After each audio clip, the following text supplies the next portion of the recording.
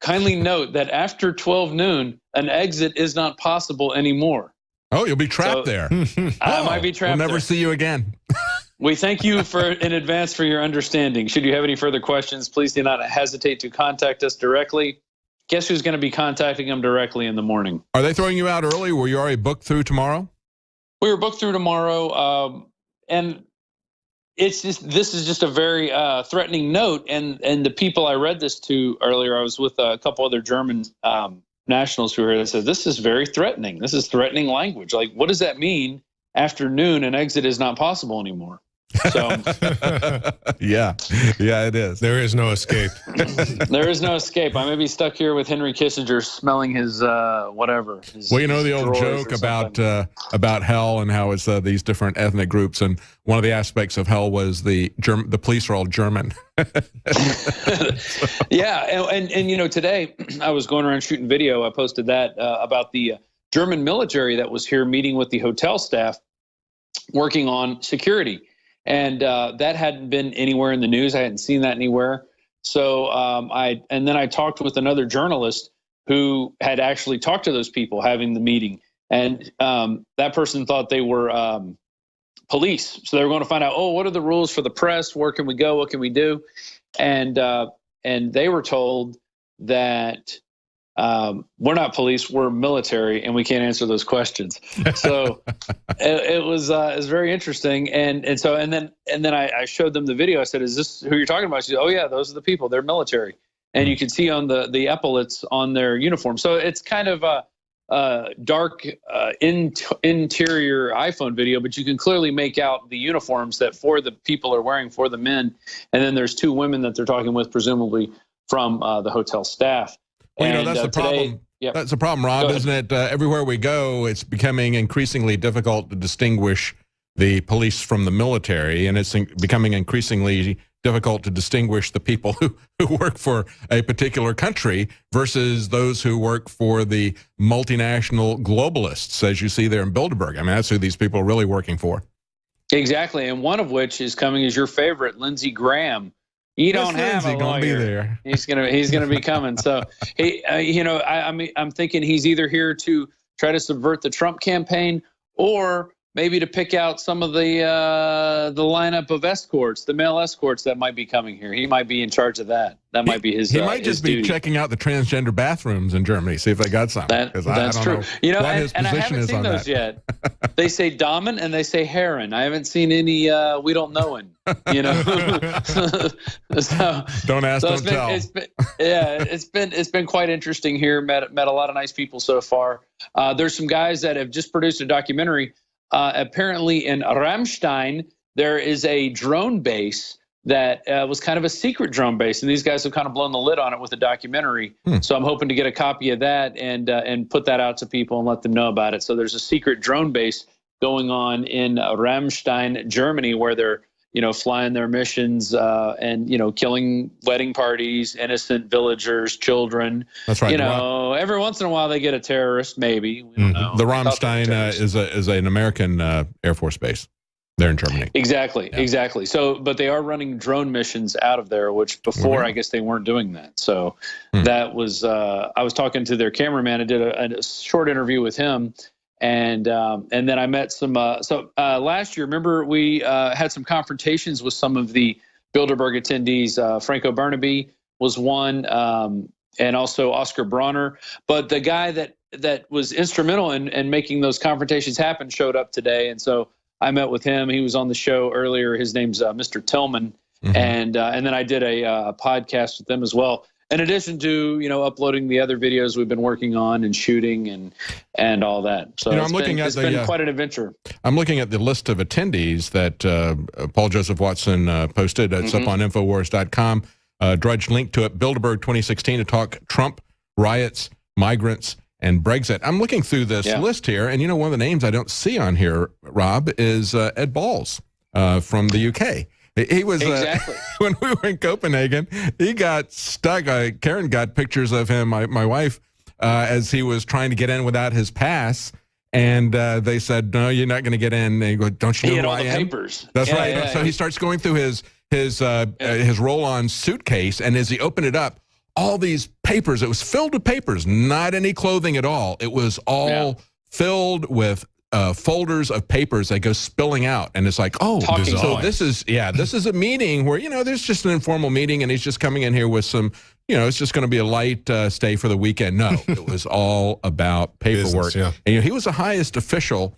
That got a lot of coverage in the UK. People in the US didn't know who he was. He was the shadow minister for the exchequer for the Treasury Department, if you want to translate it into English, and he was the opposition person that was put in that place. He was the highest official who lost in the last British elections, was Ed Ball. So there are some consequences for some of these things. There are. So I guess you don't get the support when you spill the beans, essentially. You don't get the support That's right. of the powers that be. So, yeah, it's an interesting list. Vernon Jordan, of course, is on it. James Johnson, those guys attended last year. Eric Schmidt, Peter Thiel. Also, the head of LinkedIn is going to be here. So there's always that technological angle where they can figure out how they're going to track and trace you. Yeah, David Petraeus. Is going to be he's one of the key regulars now. Alex Karp, I see him there. I remember seeing him in Copenhagen doing his yoga the editor of stuff. Bloomberg. This year also interesting is the chief foreign correspondent of NBC, who looks eerily like the Ambassador Stevens, who died in Benghazi. If you take a look at his picture, the NBC foreign correspondent, he's the chief foreign correspondent, but I'm sure he won't be talking about his adventures in Bilderberg. Yeah. Also, the editor of Bloomberg, the editor of The Economist, they were here last year. So a lot of media figures. And, of course, we're not going to see or hear a thing or a peep from these people about the media. I think people should start blowing up their Twitter accounts, especially these media people. Yeah. Hey, what are you doing in Bilderberg? What are you going to talk about? Are you going to write about it? Peggy Just Noonan. So we know what's going on. Peggy Noonan, the speechwriter for Ronald Reagan, frequent contributor to the Wall Street Journal. That's a familiar name there. You see her a lot. Of course, you know, she's not so comfortable with Donald Trump. You know, just doesn't do it for her, you know. Just doesn't do it for all those Wall Street, National Review, Weekly Standard people. You know, he just, no, he's not on with that globalist agenda, is he? Yeah, and definitely Lindsey Graham is definitely not a fan of Donald Trump. So I'm hoping to get a question into Lindsey, you know, asking if he minds violating the Logan Act. You know, is he here to subvert the Trump campaign? And then also, you know, what's his favorite flavor of boy? And will he be picking out the boys for Kissinger? You know, I think the public has a right to know that stuff. And Lindsey Graham may not want to answer it, but, you know, we're going to hopefully we'll get some questions in there. You know, like in Copenhagen, there's not a big security perimeter. We showed some video of that earlier. Yeah, it's a very small perimeter out in the front. Incidentally enough, though, they managed to block off. They block off part of a road, but there's a triangle, a pyramid, if you will, with a circle in the middle of it. And then there's 3 openings in the circle, and one of the openings goes right into the front door of the Kibnitsky Hotel, which is also called the Grand Hotel Taschenberg Palais. So that is the hotel where we were at. Isn't that special? They say it's a 5-star hotel. I have cobwebs up on my my light over here. Well, just be glad it's not a 1-star hotel. Yeah, exactly. Yeah, so, I see also that Robert Rubin is going to be there, the Council on Foreign Relations co-chair. Yeah. So, there's some heavy hitters here. We could go down and we could break out a lot of these people, but as you point out, there's a lot of people from the media, The Economist, Bloomberg, Wall Street Journal, several of them here from Bloomberg, of course. We would expect that, wouldn't we?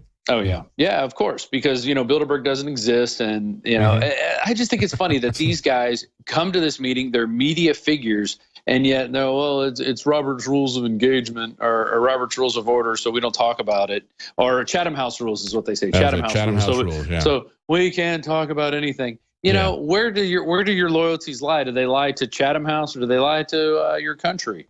You know, or do they lie to some... It's kind of like the police who say, you know, when they're using Stingray illegally to do dragnet surveillance and they, you know, use parallel construction, they bring somebody in and the judge says, wait a minute, where's your warrant? And they go, well, you know, how'd you obtain this information? I can't really tell you that. I've got a non-disclosure agreement that I signed with the corporation. And you don't have a non-disclosure agreement with this court.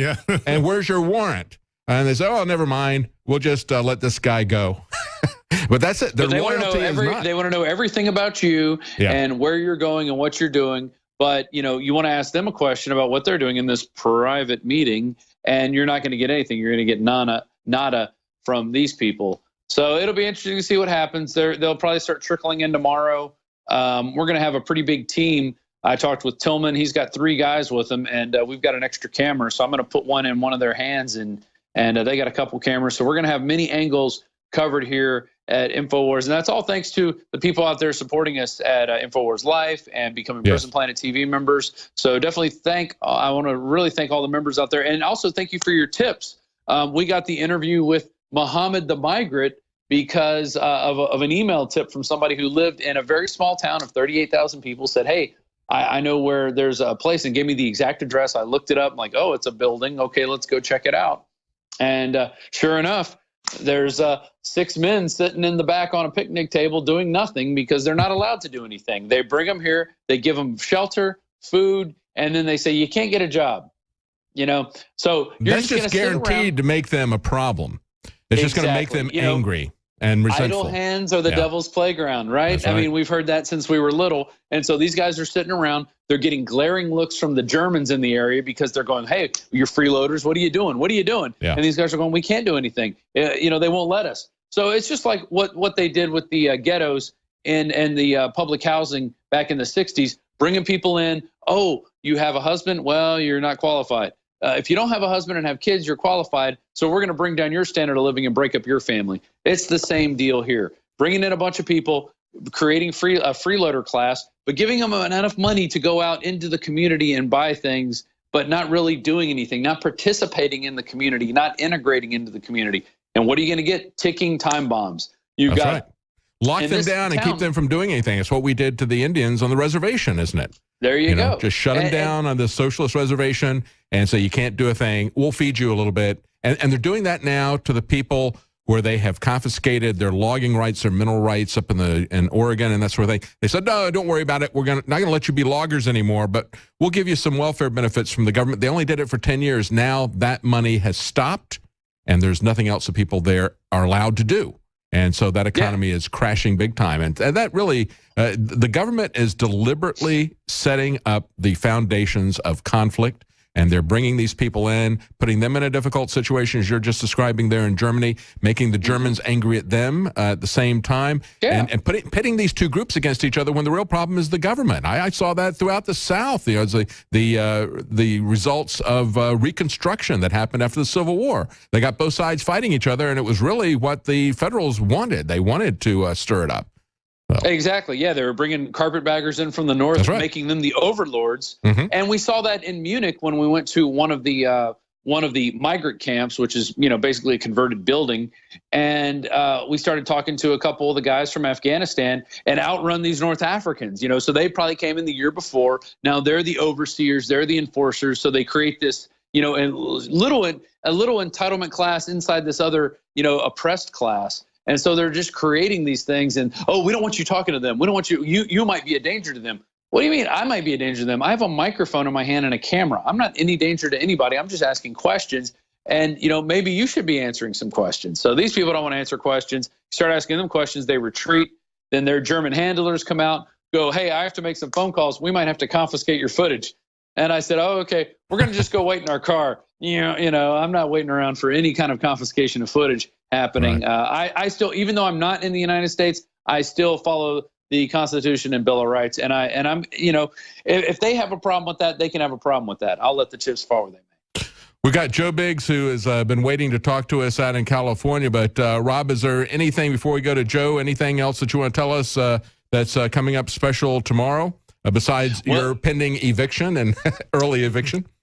Exactly. That'll be interesting. I'm going to go confront them tomorrow and find out what they mean by kindly note that after 12 noon, an exit is not possible anymore.